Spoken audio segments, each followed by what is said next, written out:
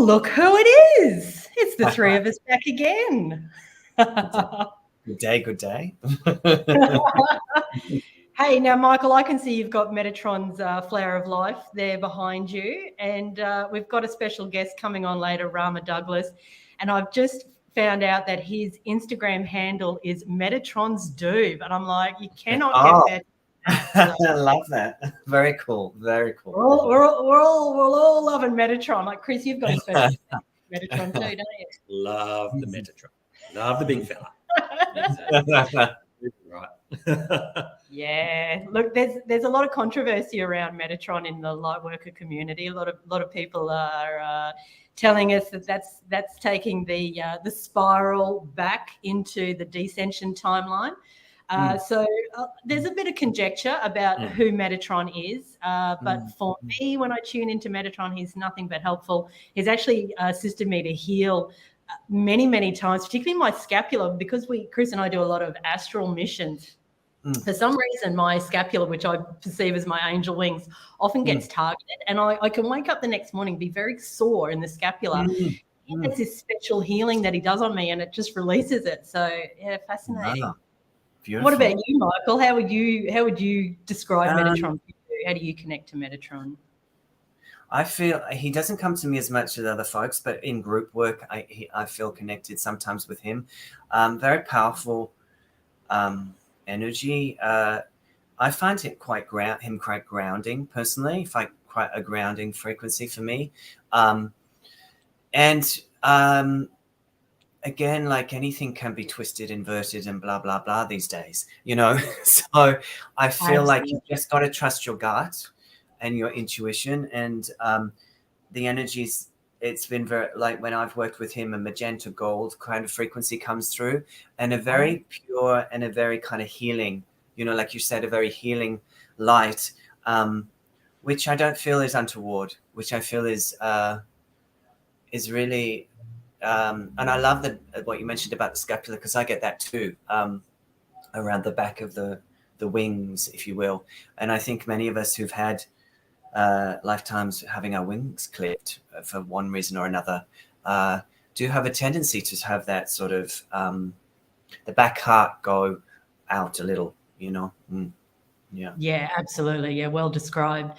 How would you describe Metatron, Chris? Where do you start? Wow, what a phenomenon. He's extraordinarily powerful when it comes to messages and also his insight. You know, he's literally, in my astral journeys and the things that I've done with him, he's the messenger of God. Like, he's the right-hand man. So when you need a message brought to Earth, it literally is translated and transformed through him.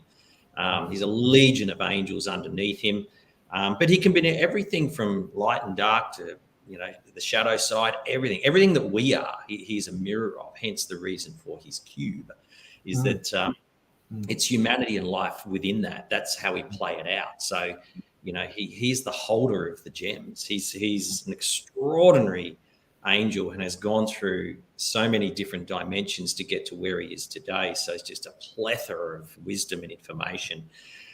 Hence, he can also be very controversial. There's many people out there that see, you know, probably the darker side to him as well. But, you know, my only advice on that is, you know, take a bit of a look in the mirror too, because if you're reflecting that, that's the energy that's coming. So that's the lessons that you're probably wanting to learn, because he'll only attach himself like a magnet to what you are. And he's extraordinarily adaptable. So, yeah, one of a kind. He's an absolute powerhouse. Love him to death. I love that about the translation from the source code or the goddess code for the humans. And I really feel we need to hone in on that to truly understand who these angels are, their aspects of self. You know, we're all angels, we're earth angels.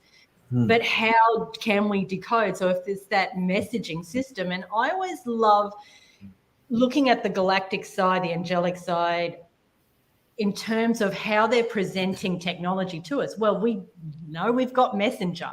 There's a reason for these codes. There's a reason that it's inbuilt in our computer systems, our devices, different apps that we use. We need that messaging system. So angels can be used for that decode, that messaging system. And so they're very, very important and absolute allies to us. And of course, there are, darker entities out there. We can look at Lucifer as a classical example of the fallen angel, but we too are fallen angels in the human form. That doesn't mean we're wrong. There is always an opportunity in the God, Goddess, Kingdom, Queendom to rise again. We're never. Someone actually asked me the other day was, Michael, Chris, we get some pretty big questions come in on our messenger, on our Facebook messenger.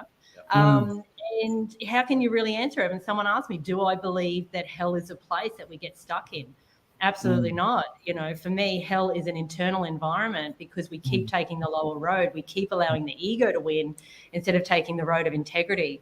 But how do you know where the road of integrity is unless you've taken the lower road many, many times? And so it's all part of the descension timeline that we come into as part of our galactic journey until we have the awakening, and then we move into the ascension timeline. The ascension timeline sounds easy. Oh no. That's when the tests get very, very refined.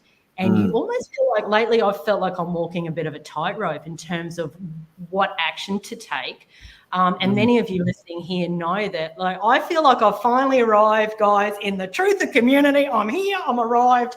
I've been targeted, called out. You're Carrie, you're full of shit. And I'm like, all right, I'm here. I'm in the, you got to be a good truther, right? If you get called out. So I reckon I've earned my stripes now. So, but when that's happening, you go, okay, well, how do I defend myself? Do I say nothing? So you're walking that tightrope because you want to come from love, but sometimes love is fierce.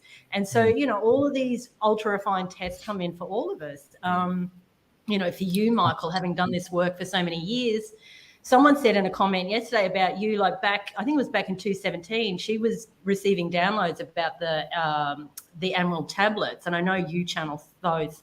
And she said you were the only person at the time that she could connect to that could give her some confirmation of what she was receiving. So I imagine for you over the years, you've had to deal with a lot of people saying, hey, you're crazy. Where are you getting this from? So do you want to speak to that? Well, that's for sure. But, so what would I say to that? I mean, I think just as you beautifully said, there's when you're on this path that from your heart that you're on this path and this is what you need to be, the way that your service work unfolds in the world, even though sometimes as you do speak out or own your truth, that there are, I guess, negative consequences or initially negative consequences from others. And often, that's a myriad of reasons, whether it's their own personal stuff or a bit of projection or just fear of the unknown. I mean, I think that's what started when I first started doing my stuff, when light language wasn't as kind of out there in the open, back about 10 years ago. It was a little weird for people, and it still is for some people. So I think that you just have to, the right people will always align with you. And as you go through a shift and an upgrade, then some people may fall away and some people may go in a different direction. And that's something that's happened again and again through the process of my work, that, tribe has shifted as I've shifted. Some people follow you. Some people go on a different direction, which is their soul journey. That's fine. Sometimes a little sad, when you get attached to people. But, it's also, I wish them well on their journey. But yeah, it's definitely, I think the more light you hold, as a truther, as a light worker, whatever one, it's Starseed, whatever you want to call yourself, that will attract both positive energy and potentially negative. So I guess personally, it's been a how do I deal with that? Through my own woundings that get triggered around that, through my own anger, even, rage, grief, all of it. How do I process that and take that on the journey of building my container to support people? Yeah. Absolutely beautiful. And we wanted to speak to the healing light worker truther community in general at the moment, because I know a lot of people do feel they are being targeted. Not necessarily, some of it has bled into the 3D where it's, you know, human interactions that have gone chaotic. But a lot of people are experiencing, whether we call it the archon energy, demonic energy. And for anyone that's listening that may be new to this kind of language, we're not trying to frighten you. It's just talking about the, you know, the polarity realm that the 3D, 4D is in, which is, you know, the light and the dark. Nothing wrong with it, all there to service, and ultimately all there to help us to propel us into that ascension timeline, because we definitely need to test our mettle as soul beings. But we just want to sort of normalize for anyone, if you're finding that you're a healer and there's some strange energy coming through clients, be aware that the fourth dimensional overlay where those archon energies sit, know how to manipulate certain humans like a puppet on a string and move that darker frequency or that demonic frequency through that person. That does not make that person demonic. It just means that they temporarily get hijacked. So it's really important for healers to know that that is happening. Hold ground, you know, be light. But also, if you yourself know that you've been hijacked a little bit, clean up what's going on in your world. You know, if you're drinking too much, get it back to balance. If you're smoking too much marijuana, get it back to balance. You know, everything's got to come into alignment and balance. We're not going to say anything's right or wrong. You won't hear, you know, us kind of light work talk about that. We don't live at extremes. We live in center. So where's the center point for everyone? You know, find your way where you clean up your internal environment so you're not attracting, you know, some of these entity attachments. But I'll let you have a chat about that as well, Chris, how we can kind of make sure that we're not getting attached, you know, by those demonic forces. Yeah, I mean, that happens a lot in our everyday life. I mean, first and foremost, you know, we are a human entity, so we're a very highly emotional walking species. So a lot of things attach to us, because when you're walking around with a plethora of emotions coming out of you all the time, usually, you know, they can range in one day. We can go from happy to sad to giggling with laughter to, you know, crying our hearts out. And it all depends on the news that's around us or the circumstances, whether something's happened at work or a family, or you get a phone call, we can instantly change from one to the other. So we are a very desirable subject for, I guess you could call it, if it's dark entities or demonic type entities to attach to, because we go up and down like a radar. Usually those demonic entities come in when we are at our lowest, when we are feeling defeated and run down and upset, and they will come in and feed off that. That's like a magnet to them. That's fuel for their fire.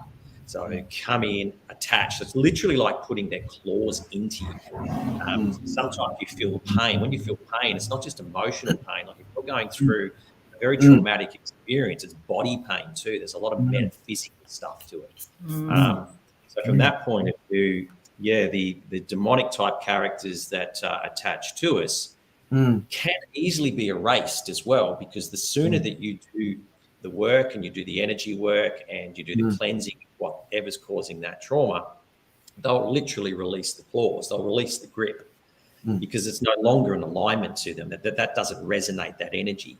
So from that point of view, yeah, it's easily to attract, but it's easily to dismiss as well. And we're still learning that as a very infant race here on Earth. You know, we're only in a third dimensional race here, or third dimensional platform. So we are literally, it's like on the job experience. We're working as we go along. We're upgrading. We're learning all these different tricks of the trade.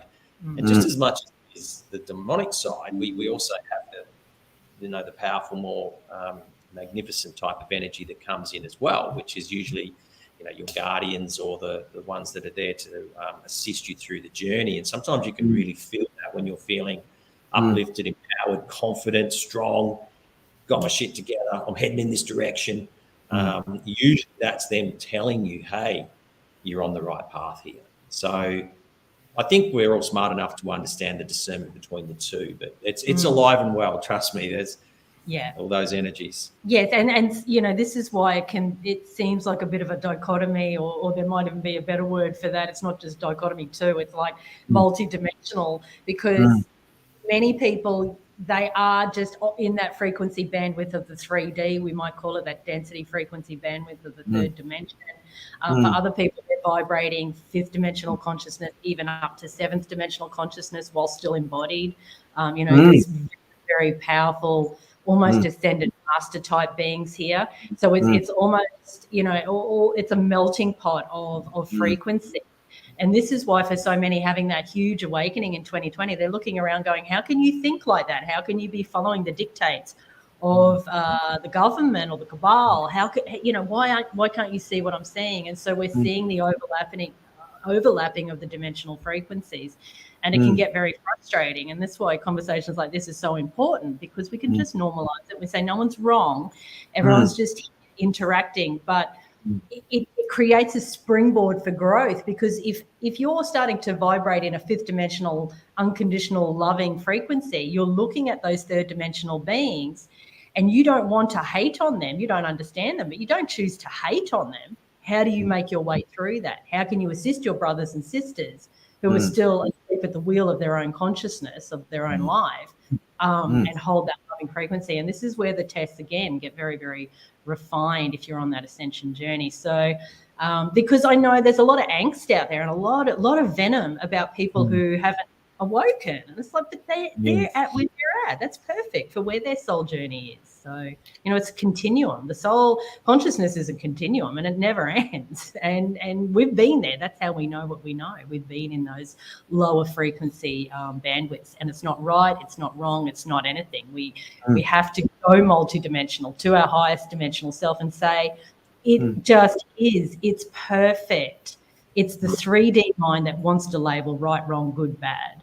But it segues us into, because last show, if anyone's just joining on this show, go back to part 1 of Starseed's Guide to the Galaxy and have a look at, you know, the way we explore different star being codes, qualities, frequencies, characteristics. You definitely want to join in on that one, because Michael was bringing through light language frequency to anchor those codes or to awaken the memory codes within you. So we definitely look at the positively polarized star beings in that show. We'll get back to the positively polarized star beings, but we're going to have a look at the negatively polarized star beings to begin with, because we certainly need to go there. So this is where it becomes Chris and Michael's show. I'm just going to host from here. I'll probably butt in a lot.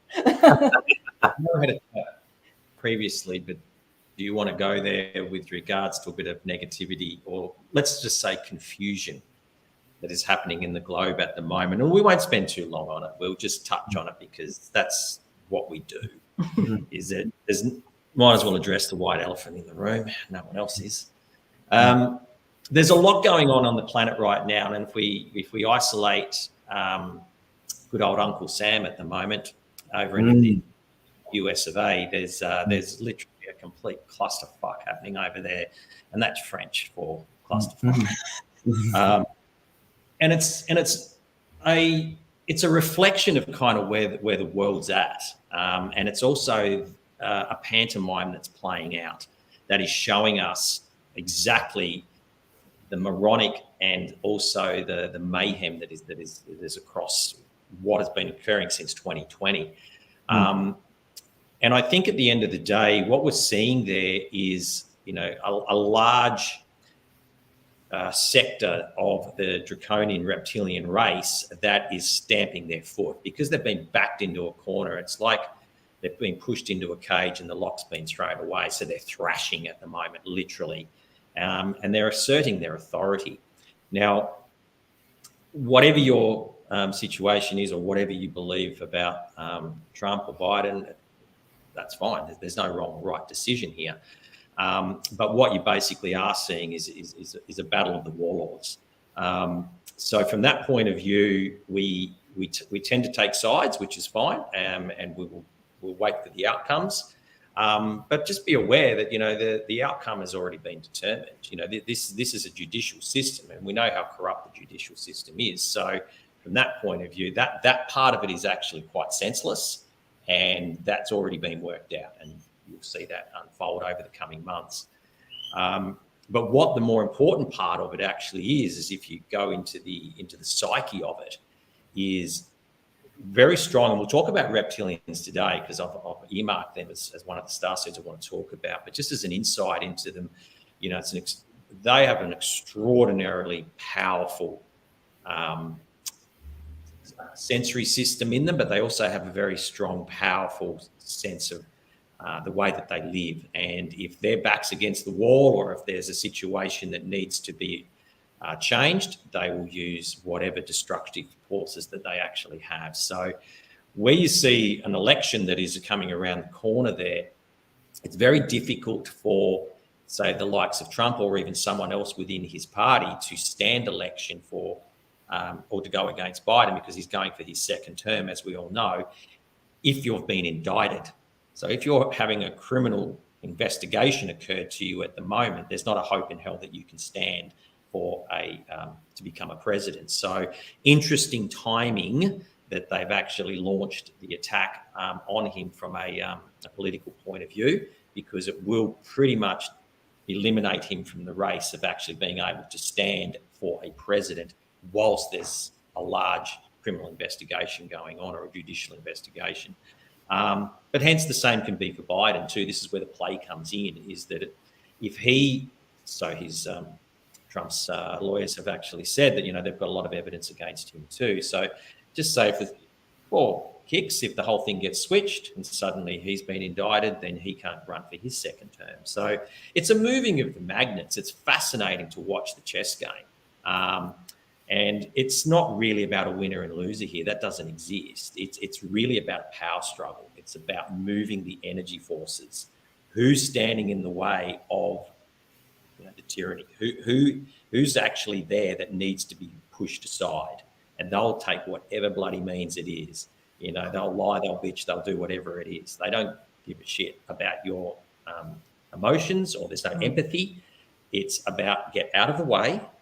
We've got a mission to run. So yeah, just a neat little insight into what's going on. And I just thought, you know, everyone at the moment's feeling very, very chaotic, very lost, being pulled from one thread to the other.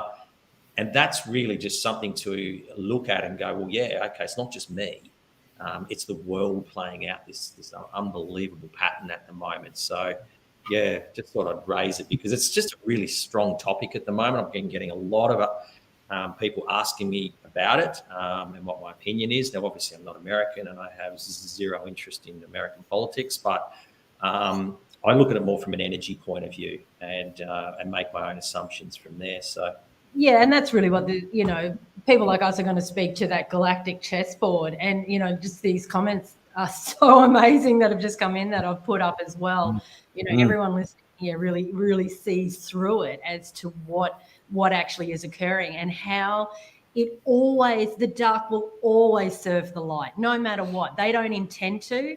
That reptilian force, as you said, Chris, lacks empathy. They'll use whatever's in their arsenal. They will outright lie. That's what we're dealing with. But unbeknownst to them, even though it's not their intention, the dark will always serve the light. It will always propel us into that upgraded version of ourselves. And so I love these comments because everyone gets it. It's amazing. It doesn't matter where your allegiance is. It's always zooming out and seeing the bigger picture. You can love Trump or not love Trump. It doesn't matter. It doesn't matter. It's what the movement is about, and everyone is playing their role. And for me, ever since 2020, I just had that saying with me: he is the Trump card.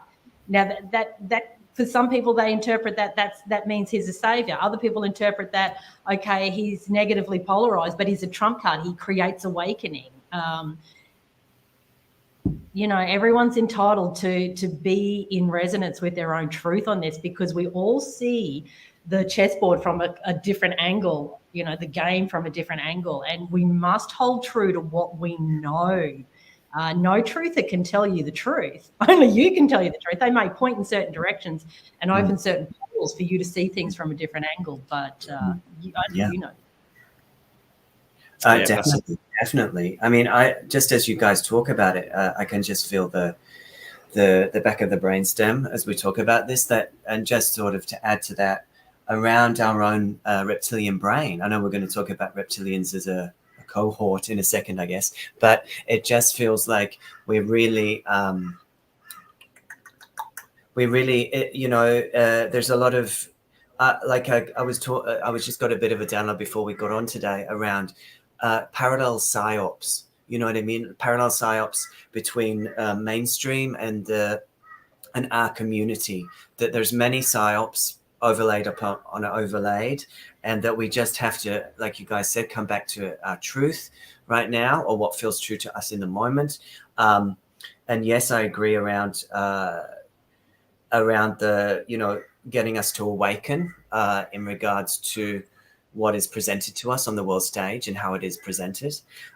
There does feel like there's a thrashing around and a ramping up of the chaos, and the narratives are coming at us left, right, and center. And I feel that is why it's so important right now to do the inner work as well around the brainstem, around the nervous system, so that we don't get hijacked into this reptilian agenda. Yeah, so that we don't get, so that we can suss it out when it comes in towards us, whether it's through our own astral plane or whether it's through other people in our life.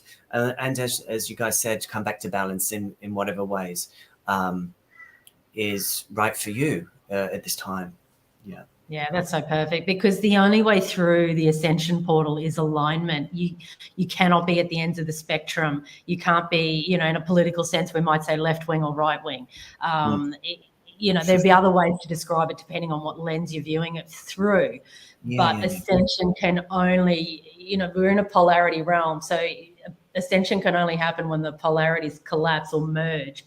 That's alignment is the center point to move through the ascension portal. You see ascension spiral, and you have to go through the center ultimately. You can loop out and check out all these different angles of how life works, 3D works, but eventually, once you get sick of it, you go through the center, you align, And some people are actually saying, all the stuff that's going on now between the two sides in the USA is actually to bring about enough frustration and enough, I guess, revolutionary energy within USA to invite another system, to come up from the ground roots. So it'll be interesting to see what happens in the next in midterms for sure.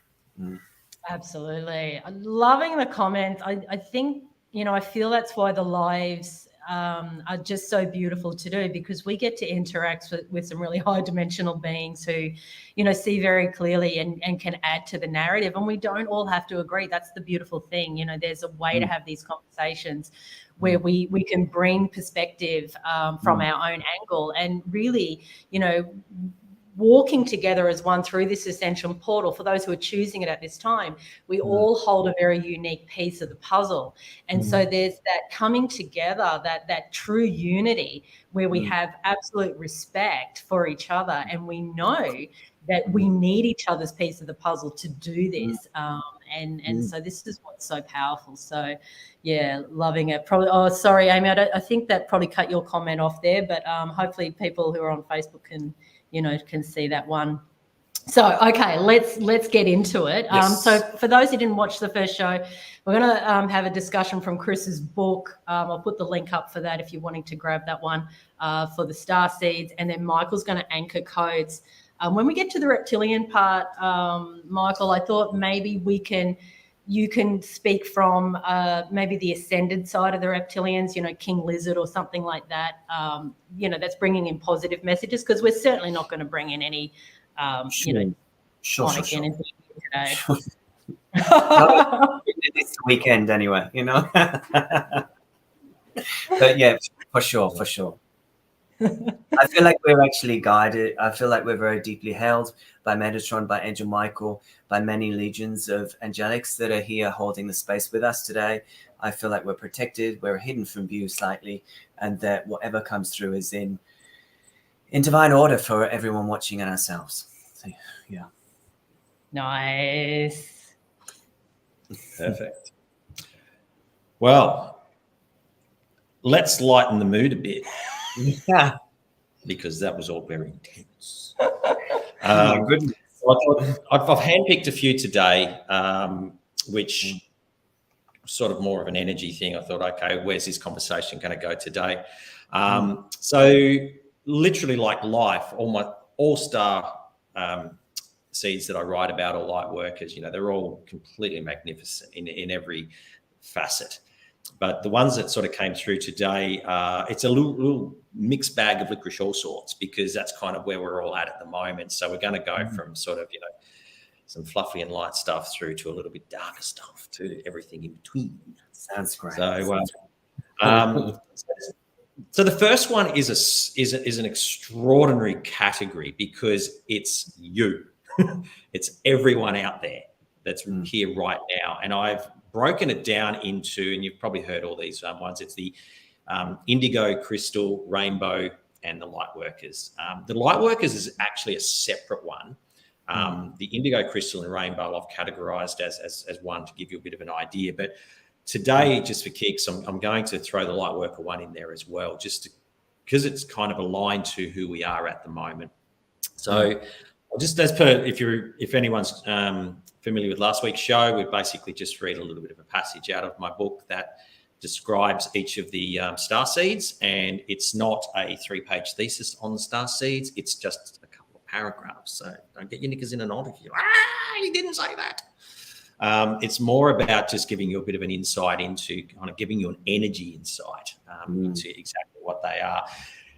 And because I'm very well rehearsed, I've got a special gift today too. Did it on my own time. Is that I've written 5 points on each of the starseeds that we're going to talk about today, just to see if you resonate to any of them.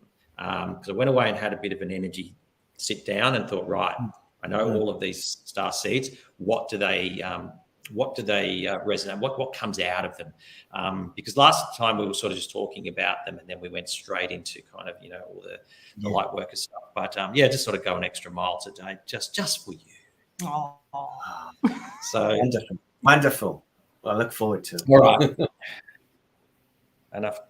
Okay, let's start with the indigo, crystal, rainbow, and light workers.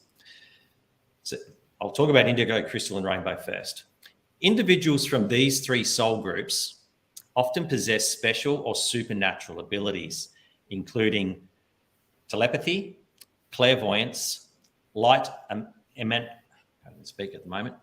working, energy cleansing, deep empathy, and reality shifting.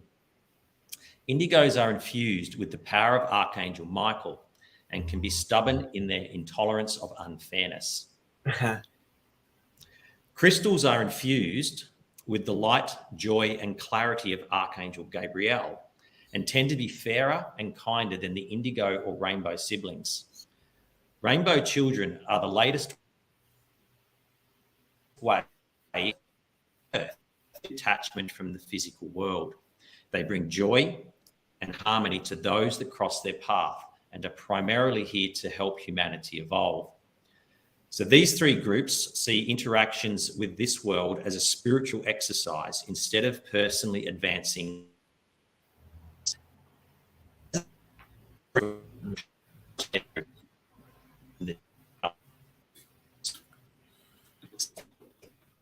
And I'll just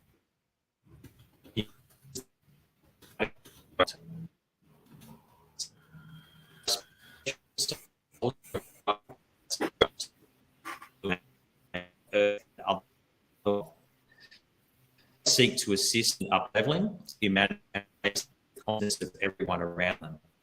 Primary purpose to spread kindness and goodness and love and energy to every living being they meet. Light workers are not to be beholden to any planet, culture, society, or mission. They work solely for light. And I'll just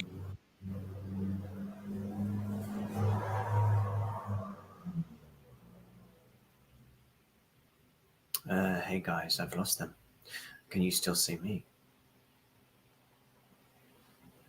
I'm hoping that they come back online.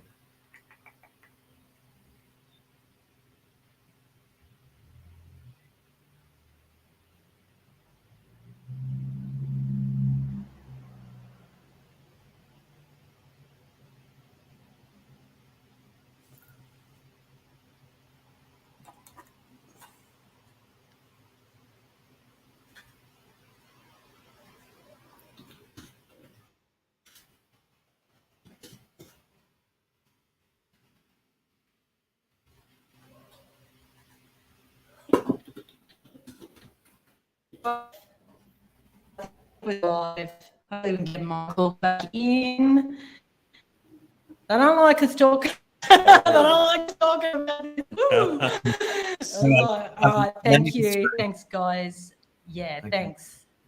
Okay. Can you hear me? Awesome. Okay. Thanks for the comments. Send some energy for the Wi-Fi guys, all the live here. Send us some energy. Yeah. You know, it's not unusual when we get into these kind of topics. Everything gets a bit glitchy. Hopefully we can stay with you. So anyway, we'll just okay, cool. We'll just repeat the last part about the rainbow. Thank you so much, lovely. Appreciate that, and all the other comments. Thanks. So I think we got up to, I was just obviously read out what was in the book about the light workers, indigo, rainbow, crystals, etc., etc. So just a couple of quick points just to see if you resonate to whether you're one of those. So if you're one of those categories, sometimes you feel alienated regardless of what planet or system you reside on. So there's a sense of alienation. Learners, they learn to adapt and highly intelligent. The other one is that they're highly rebellious. They don't align to certain structures or rules. They live for their higher purposes and their visions.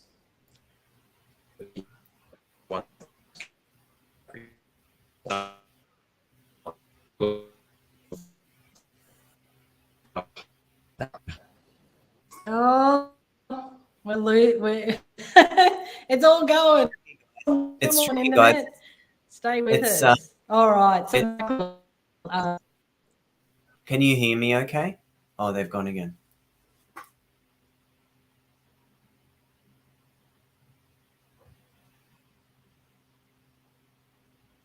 So guys, can you still see me when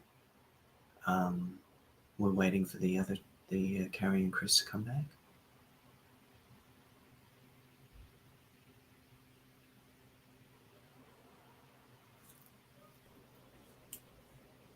okay, I just switched to the local Wi-Fi, so we'll just see if this works a little bit better. That looks clearer. Hey? Yeah. We're in Vanuatu. Chris and I are in Vanuatu, where I've moved to. So Beautiful. it could be that. We're not sure.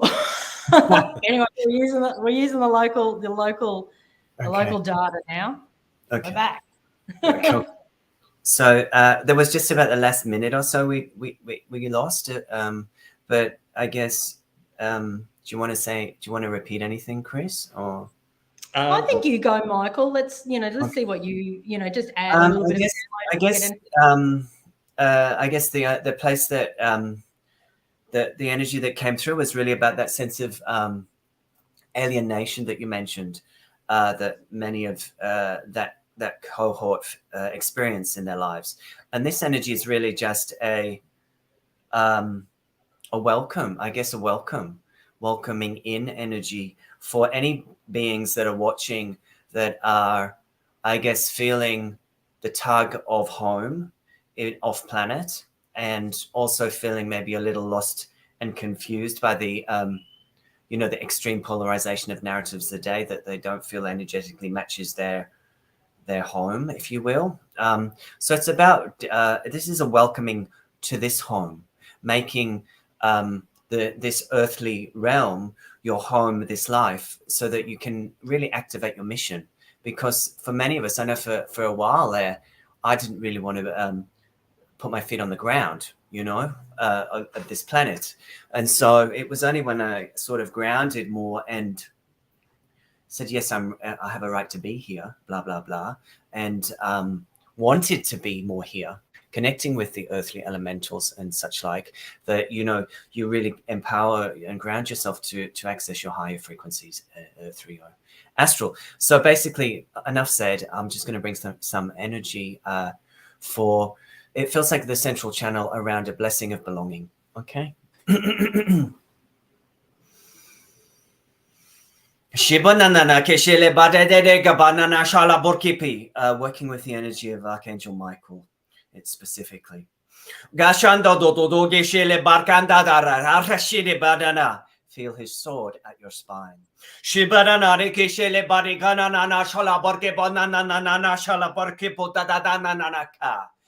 the warrior that you are. Feel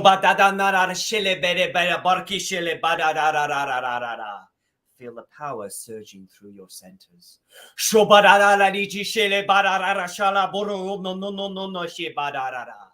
You are blessed to create on this plane.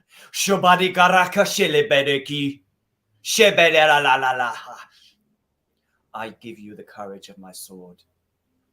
Belong, children, belong. You belong now. Wow.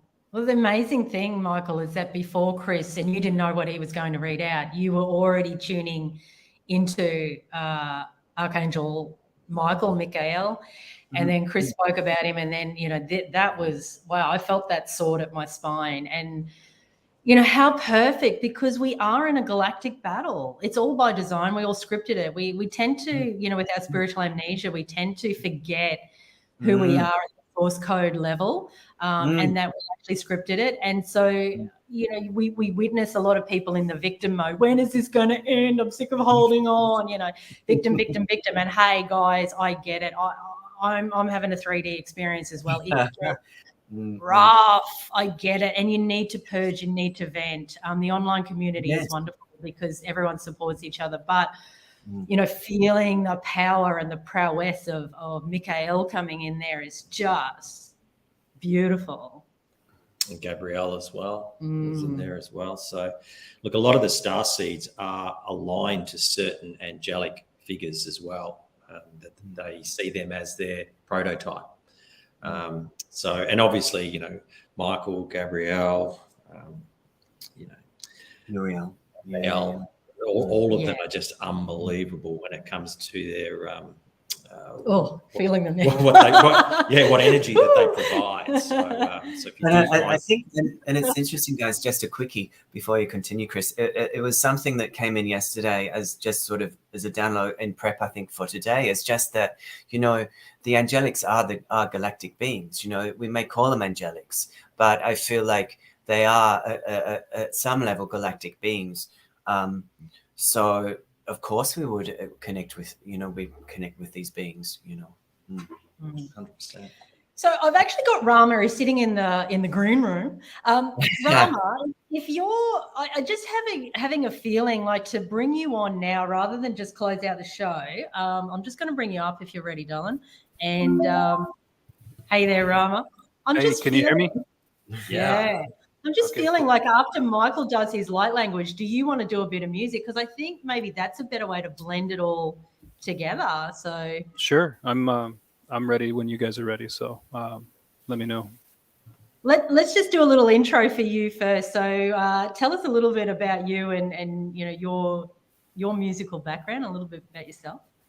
Sure. I started playing guitar when I was 9, and I spent quite a long time with the classical guitar, and so then I graduated to electric guitar when I found rock and roll and all that. So I've been playing sitar now since about 96. So 1996 I went to India, and I fell in love with the place and the people and the music, obviously, and brought a sitar back with me, and I've been into it ever since. So been playing since about 96, so close to almost 30 years now. Oh my God. If my math is correct, which who knows. Oh, you're incredible. Like, you've been putting some videos up in the Lightworkers Lounge group, and it's like, oh, wow. So Rama was a name given to you in India, is your spiritual name? Yeah, my birth name was Ramachandra. My parents were Hare Krishnas, so I grew up in the Hare Krishna movement. And I downloaded this yesterday. I'm saying to Chris, I'm downloading. It's exactly what I said. Yay, confirmation.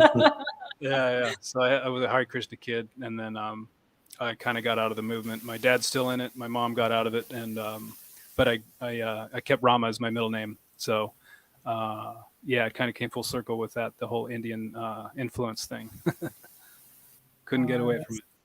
Blessed to have you here. So, well, if we work this, Chris can read out a little bit about Starseeds. Michael can do some light language, and if you just want to come in and just play and just anchor some codes with the music as well, we're really going to allow these Starseed codes to come into our being today. What a gift to have you here.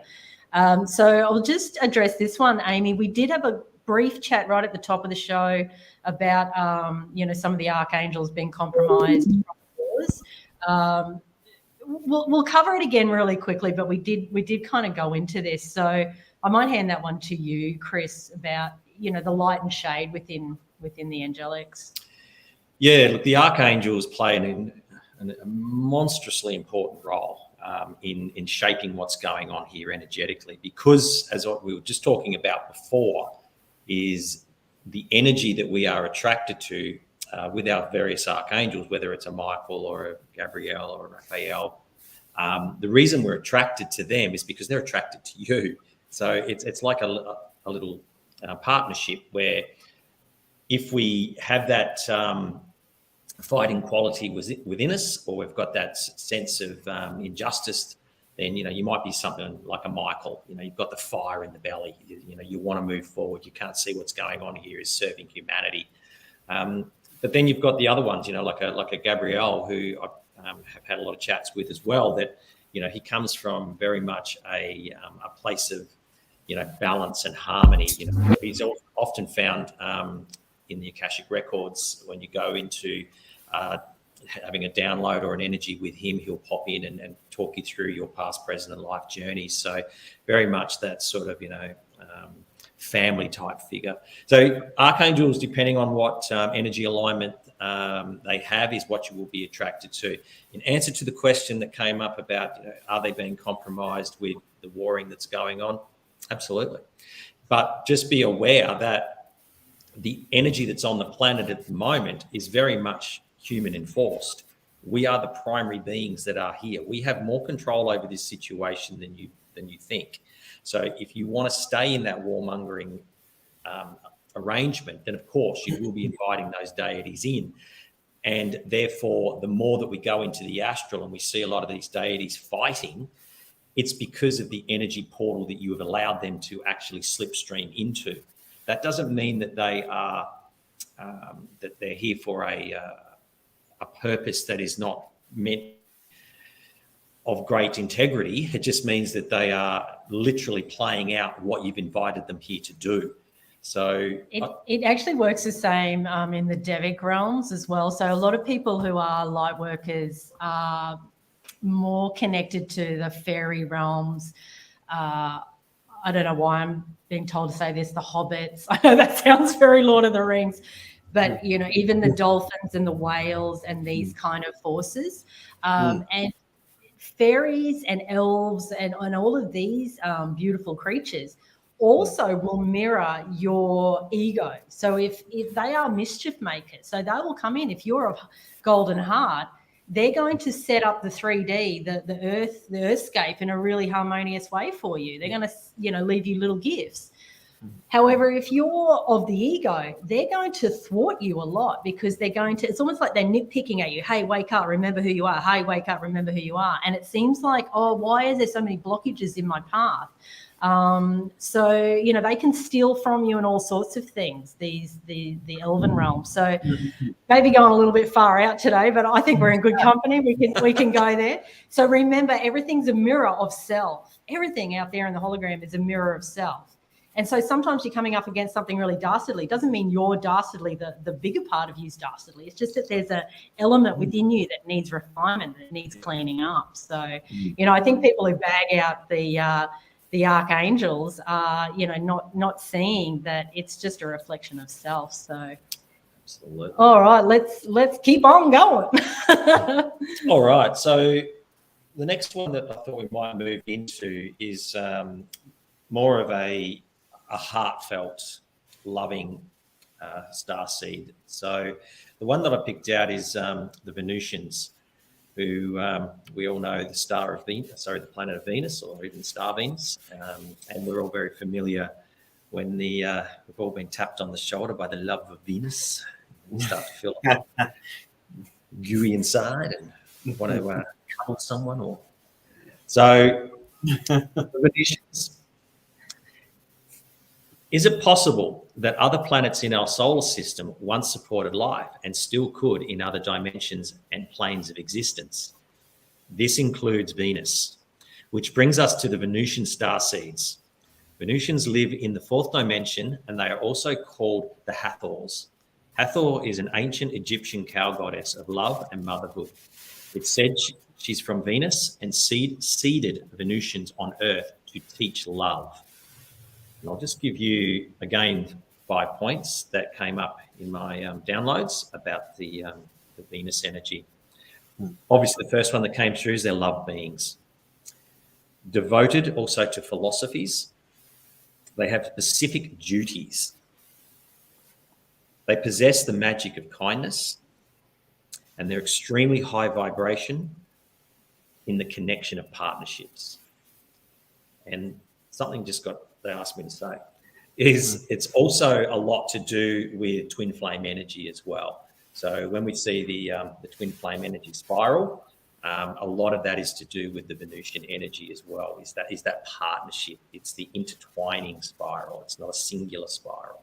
So, thank you. Just to relay that one. So beautiful, and for those with the twin flame code in them for this particular round of the galactic cycle or the galactic game, you will often be thwarted from really merging with the twin flame, because once that flaming happens, no reptilian, no negative, zeta reticuli is able to sort of penetrate through, that twin flame energy. People think it's some romantic ideal. No, it's not necessarily. It may include romance, but it's more about a joining for a higher mission, and that's ultimately what's going on. So often it is interfered with. And I know I interact with many people that know that they're coming into that twin flame union, and boy, it gets challenging because you've got to do so much cleanup work in your own internal environment, but then, merging with another high dimensional being. Well, that's interesting. So anyway, take it away, Michael. And then Rama, you go straight away after Michael once he finishes, if that's good. Sweet. That sounds good. So this card I actually picked today, Hathor. Hathor light codes, light immersion, full system upgrade, power recall. And the energy that came through when Chris was speaking about the Venusian Hathor frequency is this high heart space here that many of these people that identify with this frequency have had such a powerful love aspect in other planes that coming to this plane, it is very hard for them because their intensity of their love nature is quite a lot for some people. This is an opening of the high heart from the Hathors, and this is specifically around soul mission by unification of this spiral that Carrie was talking about internally, to help them do the internal balance piece, which allows them to meet with their twin energy, whether it be on planet or off planet, astrally, and be able to unify that frequency within and do the work they need to do. Yeah. So having said all that, just listen to the sound. Okay. Okay. Shebatoto da ke patata karaka na kapata da karaka shele parkoto da ke patata da karaka bogoda na raka shele koto shala bukote ke petikanda karaka shikapatuko te ke shela baka rush katarke rush kabarikapari rush kabarikar barka do te kapata da kapato da kara. It is safe now to release the shield around your high heart. It is safe now to release the shield around your high heart.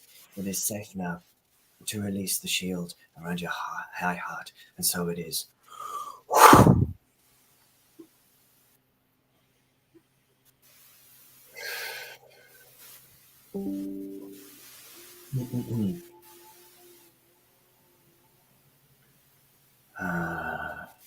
Thank you.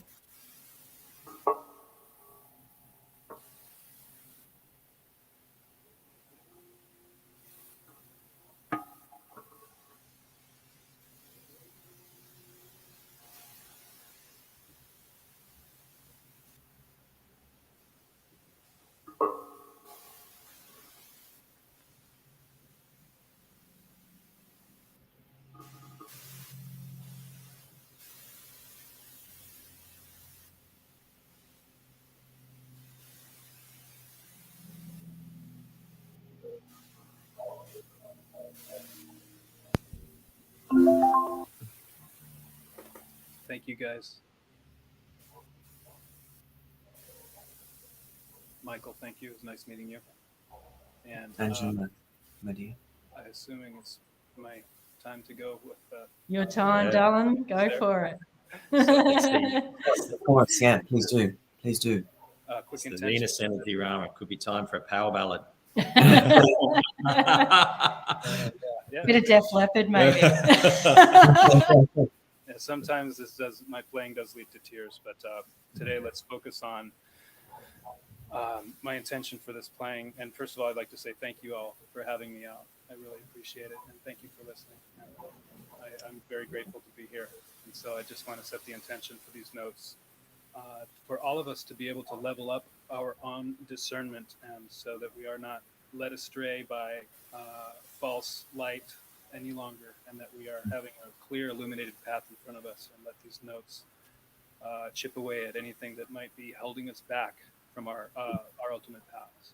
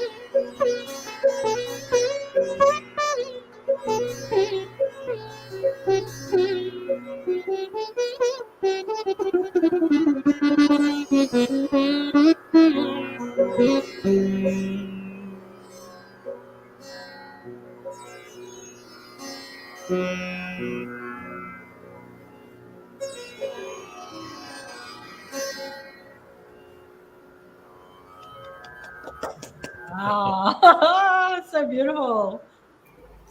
Hang around, Rama, because let's keep going with our star seeds and see if you can get some vibes going. We're actually going to get into the negatively polarized star beings, which will be interesting. So that was divine. Thank you. I just wanted to say it felt like we were sitting in a Hathor temple. So thank you so much.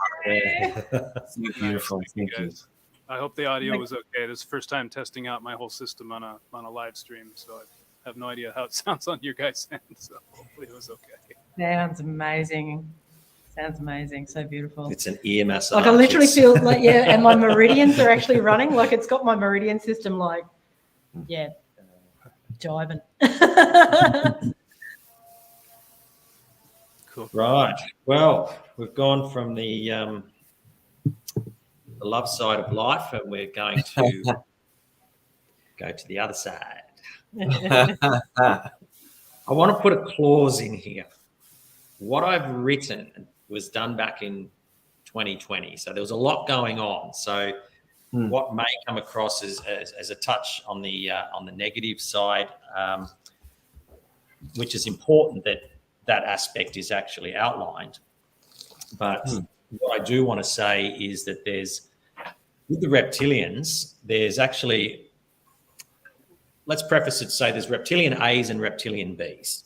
So there's not all dark reptilians or Dracos. It's far from the truth, whether you want to believe that or not. You know, there's some extraordinary Dracos that are here with an amazing sense of spirituality, gifts and powers, very high dimensional in medicines and science, and it can be absolutely used for the good.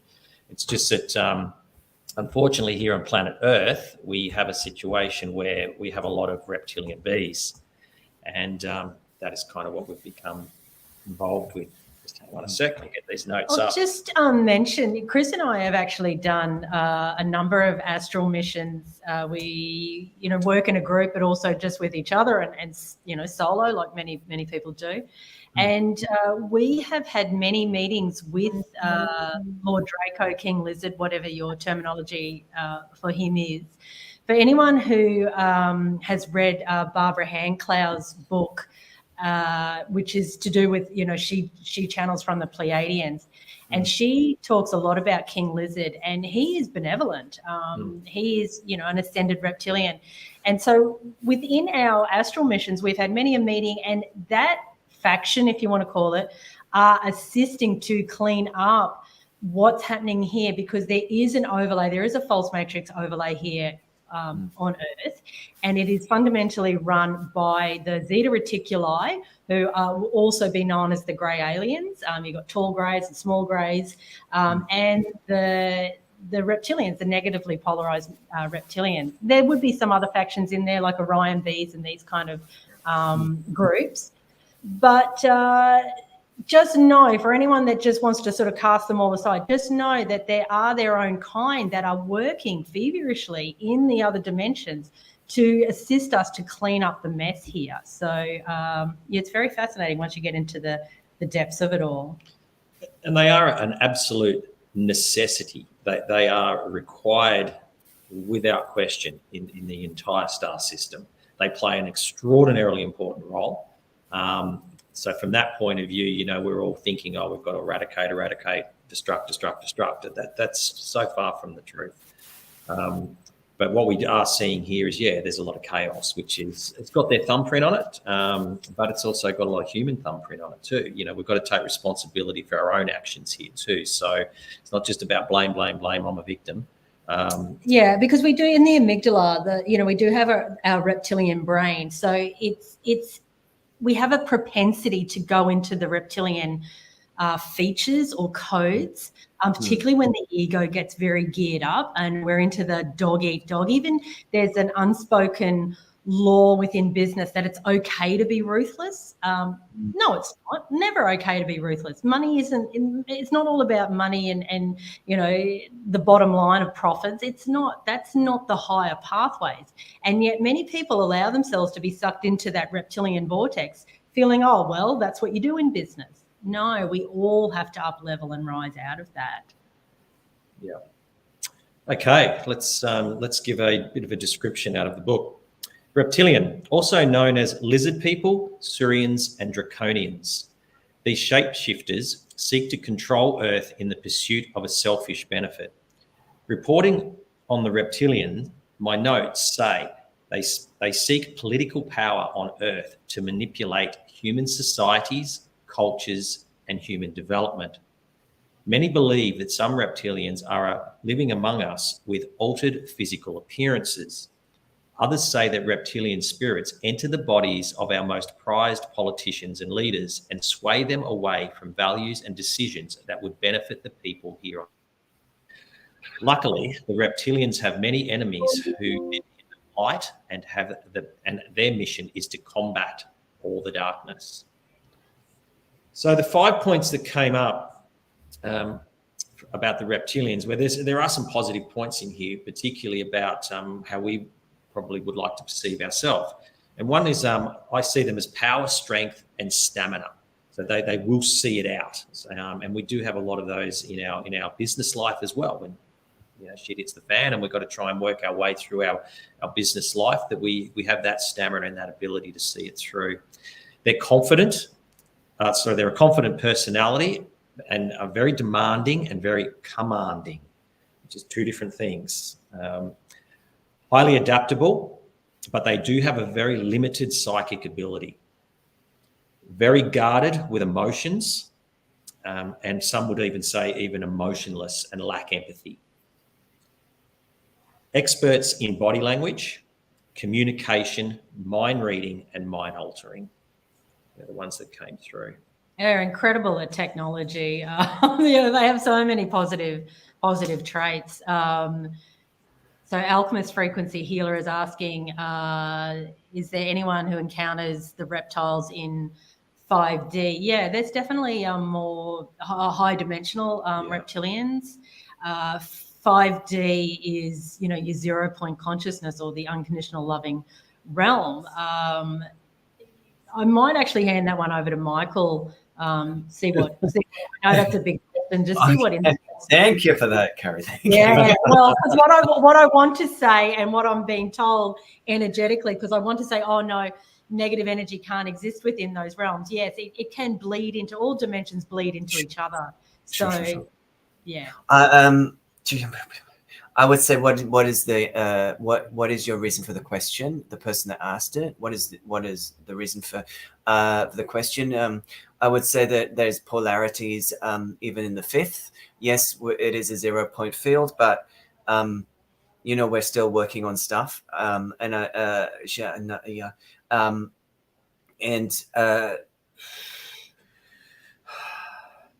They want us to stay with the 3D vessel right now.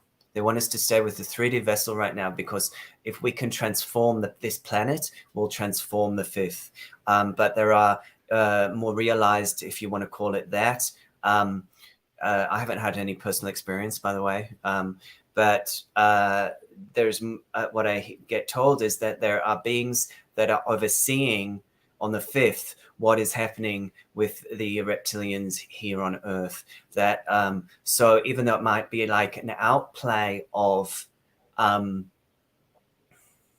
negativity or dark stuff or whatever you want to call it, that this is, like Chris was saying, like you both were saying, like that is a necessary part of the experience of this planet to come back into balance. So they are just playing their role. And so I feel like there's more benevolent beings in the fifth that are overseeing the outplay of what's happening here right now. Yeah, if that kind of answers.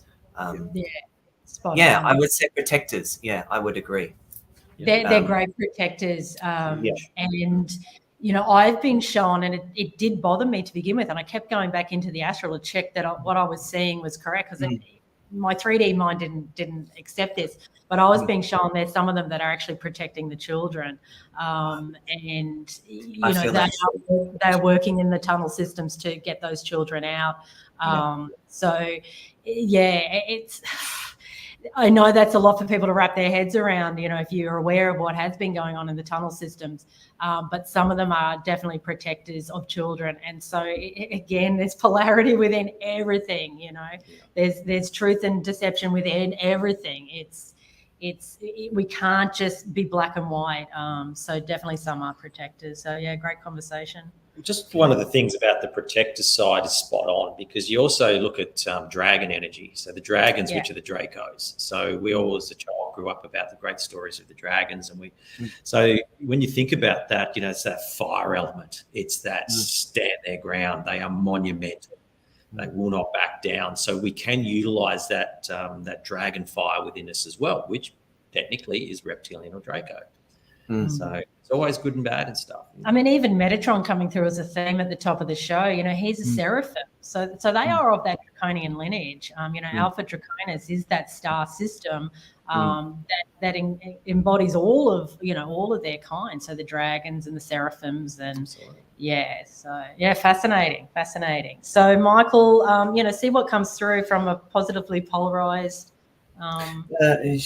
So this feels this is just I feel like it's to do with our own nervous system, vagus nerve in particular. It's working through the midline, parallel with the central channel.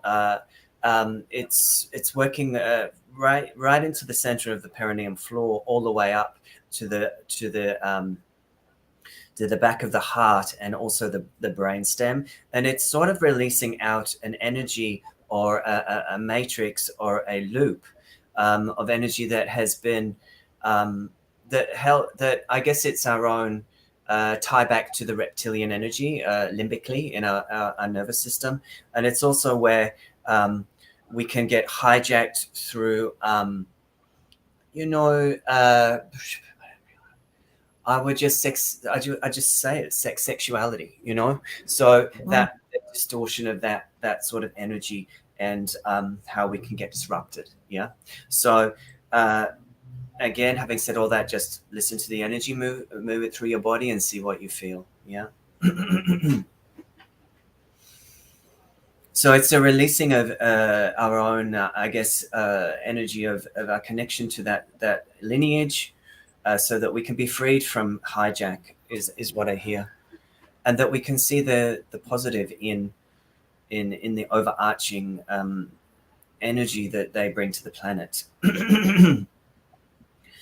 Ishka didi goshende bodu du du du du du du shibanda regi beshile barki barkanda da da da da da shibada da da da da da ka shile badi ando tu tu diki banana na shakata ka teka pati ki ki ki ki ki ki ki ki ki ki ki ki ki ki shile barki kandar shibadar ki andar ki ki ki ki ki ki ki ki shalabar ki kandaraka shalabar ki kandaraka Shalabaka teatachi, Shilabarki kandar ki kolapa, Shalabaka shalabarka, Shalabarki anana shala, Shalabaki alaka shalabuko, Shalabaki shebadi kalakar, Shalabaki shelebarka, Shushu shelebarki, Shushu shelebaki ki kanaraka, Shebadi koraka tatataka, Shagarari eleka. So I would say that energy was King Lizard. Ashandurskiski, very warrior-like, saying that we have to, as a species, do the inner work right now. We have to free the collective sacral. We have to free our inner children. As we work with our inner child wounding, whatever that may be, individually, we are then freeing a hiddenness which will allow the stopping of the tunnels, the trafficking, and such like. Whoa, that was intense. I literally was shaking up there in that, cervical vertebrae. It was just trying to bust through something. So what a gift. Powerful. Rama, if you feel like, just a really short piece, just to anchor those codes with some music, if you feel like you can, bring through some music there for us.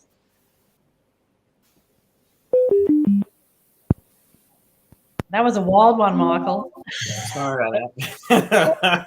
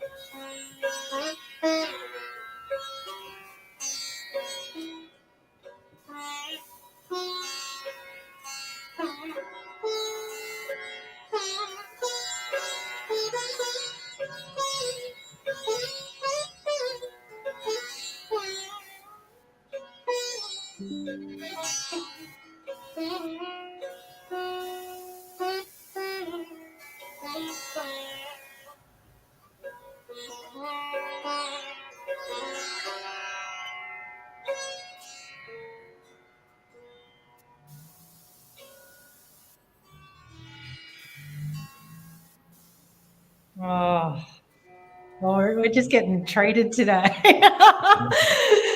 The master's in the house.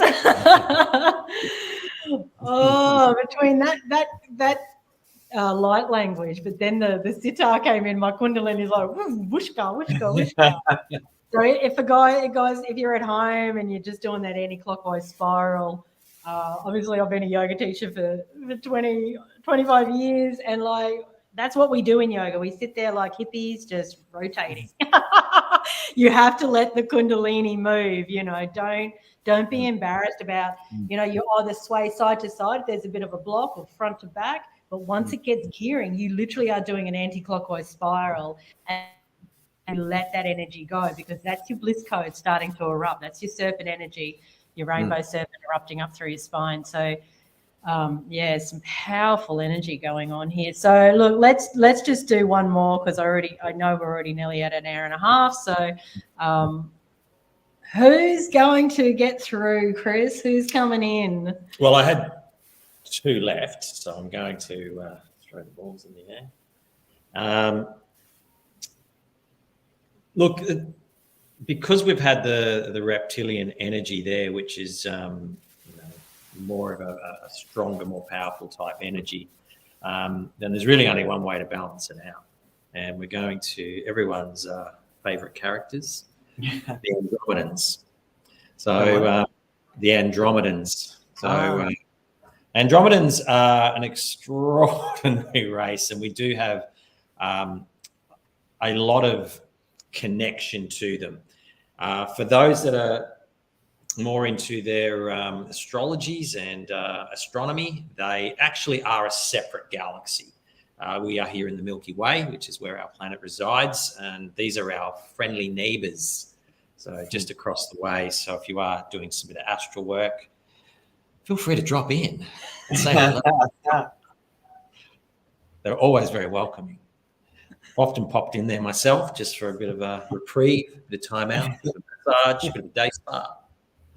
Fabulous.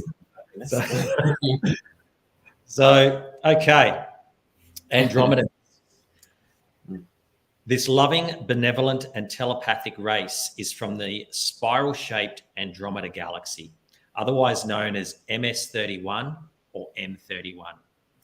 These beautiful beings have one mission: to bring peace and love to the races enslaved by not only the reptilians, but all races that are causing a lot of trauma. Not only are their heart-centered Andromedan beings loving, but they are also intellectually advanced and masters in all categories of science. This balance of the left and right brain gives Andromedans a unique position in the universe. And just some information about that again, the 5 points that I came up with. They have a light or a white aura. They're very innocent and childlike, but they're not childish. So there's a big difference there. Massive observers and very introverted. Hugely empathic. They guard their emotions, but from the same time, that is usually due to the eons of previous traumas that they've actually suffered, because they are a very benevolent type being. Extremely empathic and very highly spiritual. Yeah, and I just want to add, because it's really downloading, to say that these type of beings are being targeted at the moment because you have a very soft, loving, generous, and trusting heart. And I'm going to go back to what Michael was talking about with the sword at the spine. I'm being shown that you must pick up your sword. It's not natural for these type of star beings or star seeds to take Excalibur, but it's very important that you go and investigate the very profound teachings with King Arthur and why Excalibur is so important at the moment. And for those particular soft-hearted, very trusting souls, make sure you've got sword in hand. You look at the Orion star system, they have sword and shield. You know, they're the ultimate galactic warriors. Sometimes they need to put their shield down and open their heart. So it's not about sword and shield all the time. It's about balancing. It's about knowing what you need moment to moment and adjusting and adapting as we go through this galactic battle. But in particular, the soft-hearted people, you're here to bring love codes. Absolutely you are, but don't be afraid to pick up Excalibur. Angel Sword, thank you.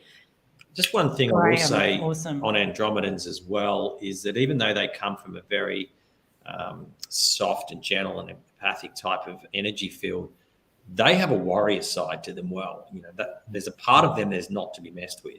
You know, when the time comes, they will drop the hammer. And so that point of view, just don't think they're in a marshmallow type race. Far from it. So I just want to enlighten that point as well. Yeah. Michael. Okay, well. So I just want to introduce this little piece that came to me on Friday. I feel like he's an Andromedan dragon, yeah? Andromedan rose quartz dragon. And he is, and I'm going to work on this in an activation in the next week or two, I reckon. But definitely Andromedan, and I've also getting a strong Mary Magdalene connection with the Andromedan frequency, and how and so I feel like she wants to come in as a galactic being rather than a human counterpart from Andromeda, actually. And this is around your heart third eye connection, and this is also this piece around standing your ground, standing your ground, and knowing that when Mary Magdalene felt bereft because she lost her love, and she went into hiding because nobody thought that a woman should be a teacher back in the day of the Christ light. So this is about knowing that you have a place regardless of what has happened to you, regardless of how much rejection, how much energy has been put against you. This is about standing firm in the knowledge of your light and your mastership, or woman mastership, whatever you want to call it these days. I don't know but in regards to the truth that you are. Yeah. Okay. So just take in the energies that you will and notice what you notice. Yeah.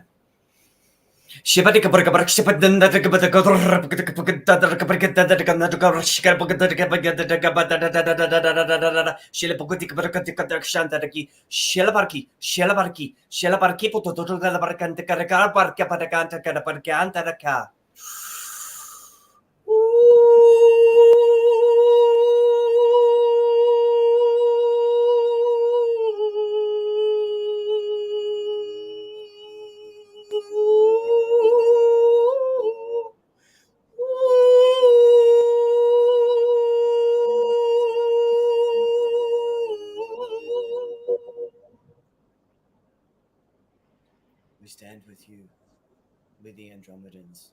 We stand with you as you move forward now. And so it is. So it is. So it is. Amen.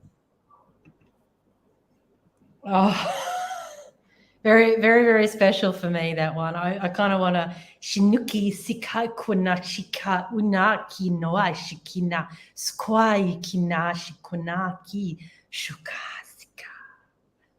So, my love, just remember that everything is in a divine alignment. Everything is perfect. This is a deep releasing for you.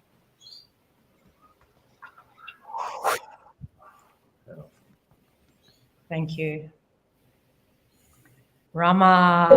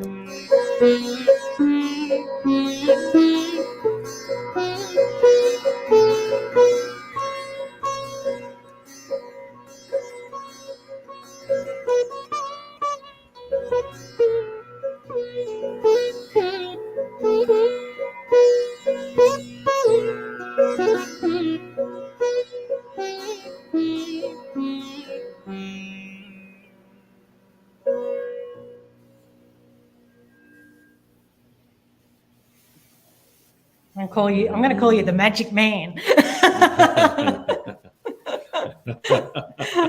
Wow. That's amazing. I'm getting to that point again where I have no words. It just touches the heart. So we'll wrap it up. But we have a question come in.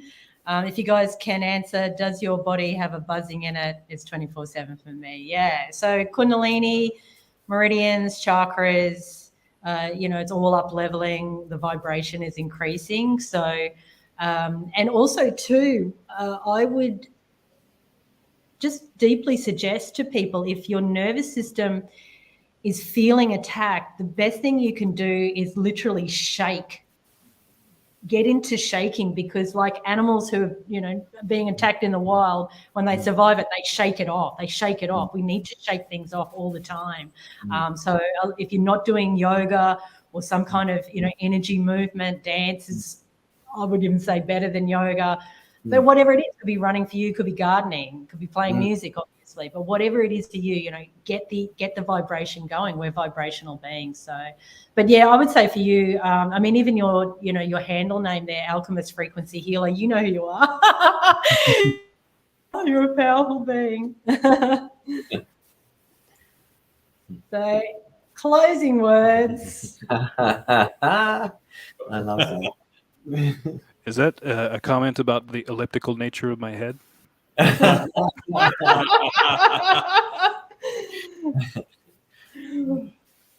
at all. It's, you know, some of the best heads like yours, Rama, are the best guitar players in the world. Joe Satriani comes to mind. You know. Joe, yeah, he's a good one. Yeah, Steve Vai as well, but he might not have the same kind of head. Okay. I'm going to try and get through all these comments, but you know, let's start with you, Rama. Just closing words for our show. Again, I just want to thank you guys for having me. It was very nice to be surrounded with like-minded individuals doing wonderful things in the world, and you know, sharing your beautiful frequencies and giving me a chance to share mine as well. So that's what it's all about. We lift each other up, and we'll get through this together. So thank you guys for having me, and I look forward to doing it again. Oh, absolutely. Yeah, you come back. And Michael, closing words. Yeah, I'm a bit lost for words too. I echo everything that Rama said. Thank you for sharing your sweet music with us today. And Chris, thank you for sharing your wisdom, and Carrie, just being you. I love you. But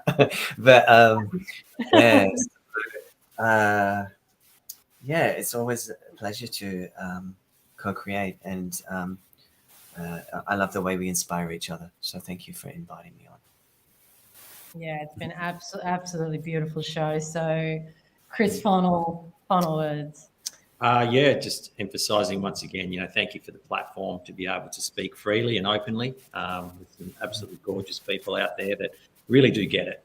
And it's nice to know we're not alone in this crazy world. So, you know, we only really touched the iceberg on a lot of the starseeds that are out there. You know, it's just a little tippet to be able to help people realise that, yeah, we're all in it together, and it's just fantastic to know that there's people tuning in that are taking their own precious time to create some goodness out there.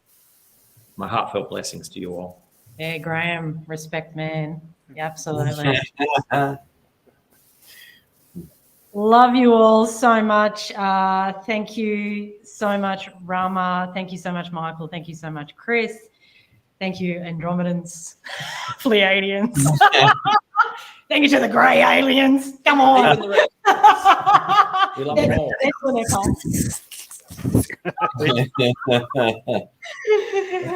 That's right. Wow, we got some interference. We got some interference. Guys, love you guys who are all tuning in, because I think, you know, again, I want to just speak to, you know, the high caliber, high dimensional beings that we get to interact with here on these incredible platforms, because I sort of have no words for the people that, you know, comment, because there's such incredible wisdom and downloads, and it all kind of, somehow we get these shows going and it all just sort of melts together, and it's very, very powerful getting to attune to the energies of the comments coming in and the people coming in.